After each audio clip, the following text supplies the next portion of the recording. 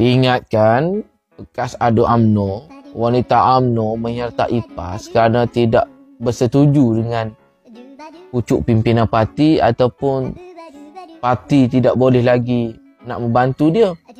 Rupa-rupanya dia menyertai PAS disebabkan dia baru saja berkahwin dengan bekas calon PAS. Bekas adun BN masuk PAS berkahwin dengan bekas calon PAS. Itu pun nak bangga ke? Lepas ni akan ada satu majlis.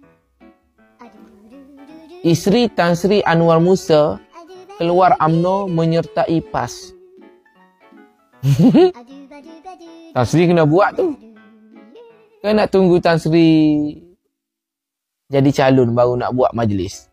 Hai, kena buat sekarang lah Tan Sri. Kan? Sebab isteri Tan Sri belum lagi buat majlis keluar daripada UMNO menyertai PAS. Anak adalah. Cuba buat sekali. Isteri Tan Sri Anwar Musa telah meninggalkan UMNO menyertai PAS. Sewaktu Tan Sri Anwar Musa dicalonkan sebagai calon Perikatan Nasional. Kan mantap. Apalah. Lepas masuk bilik, keluar parti.